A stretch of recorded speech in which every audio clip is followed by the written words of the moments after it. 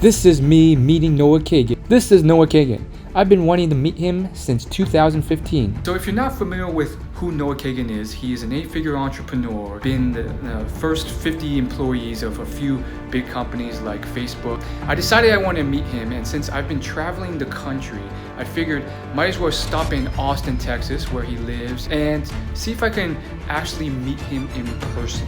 If I did meet him, I wanted to ask him a question. If you watch his big YouTube channel, he asks a bunch of millionaires, billionaires, how they got rich.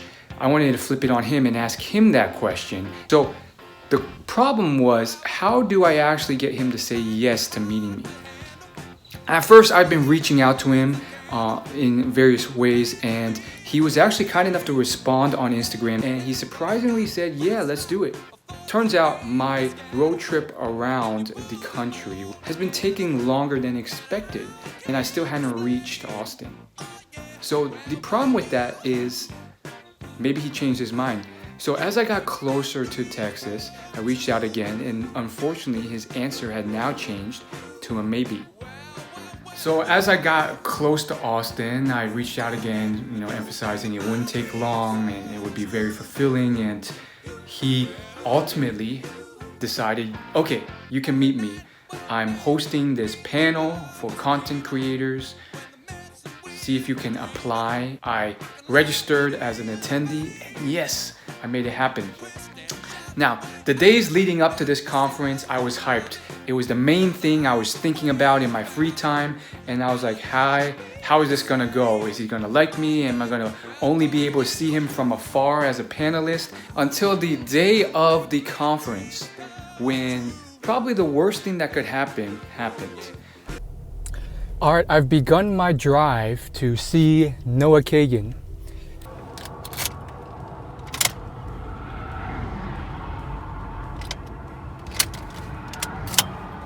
My car, which has been working fine for months and is a really old car, 2008, stopped working on the road. All of a sudden, I pushed the gas pedal on the highway, it wouldn't go, and it slowed down and slowed down. I pulled over to the side of the road. It could have happened on any other day, like even a day later, I would have been happy, I'm fine with it. But it is what it is. I'm gonna try and still make this event somehow. What I'm gonna do is I'm gonna get a tow truck to tow this to the nearest car mechanic store, and then I'm hoping I can get that done and still Uber to the event. I was just kind of waiting, scared inside my car as the cars nearby whiz by, just like concerned. I'm in a new state, new area, and it just sucks. I'm gonna have to pay probably $40-50 tonight for Ubers and Lyfts to the Noah Kagan event, and then back home because I live out in the suburbs. So it sucks, but it's solvable. All of these things are solvable. I came outside to wait because it's getting so hot in the car without AC. It's actually much nicer and less scary outside. It's nice and light. The wind is hitting me really good. It's there's not that many cars on the road, so I'm feeling a little better now. The lift is on its way.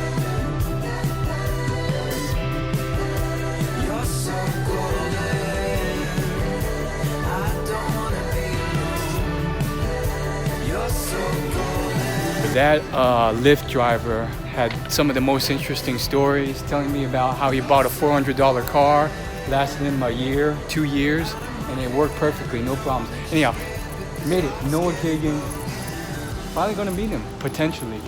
Now, after the panel was over and he did the Q&A with everyone, I was hoping to get a chance to ask my question and talk to him. And so, I was like, hopefully I can just, go up and talk to him. Like he's, obviously people are going to be approaching, but so I was like, this is my chance. I'll be respectful. I don't want to fanboy too much. And boom. I did it. I met Noah. I can't believe it. He's actually a really cool guy, very down to earth. So I have a question for him. Noah, your most popular videos are asking people how they made $1 million. I'm going to turn it on you. I'm going to ask you how you would recommend to my audience how to make their first $1 million. Yeah, it's something I've thought about because I'm always asking others to a few things. One, $1 million is about $2,700 a day. So I think if you have a goal like this much time, this much money, and you know that's only $2,700 a day, it gives it easier to actually make that happen. Stay soon. So number one, have a goal. Number two, go be around someone who's already a millionaire and go work for them for free. So I got to work at Facebook, I got to work at Mint.com, and I got to be in an area where there's just a lot of really rich people. And so it made it easier for me to be like, well, they're already doing it, let me copy their playbook, and that's how you can get rich. So go be around someone. I'd say the last thing, which is actually counterintuitive, I made my first $1 million in day jobs. I made 65,000, Maine I made 100,000, then I started my own company, made 40,000, and that was over about a 10-year period. And from basically living on floors, living at my mom's house, living in my aunt's basement, and not spending a lot, I basically made my first $1 million around 30, like liquid, not like fake million, real $1 million by 30, so about 10 years, basically just working, making a 50K to 100K basic jobs and not spending. And I think the big point is like, you'll end up making millions or beyond if that's your goal by doing the thing you actually really want to do. And I think that's where people get it twisted. They're like, I need to make a mill. It's like, no.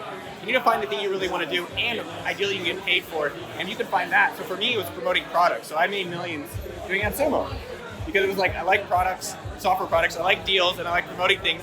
And I can get paid to do this. So I wish that for everyone out there is find the thing that you're not trying to make money on, and that'll end up turning into the way you can make a lot of money if that's your goal.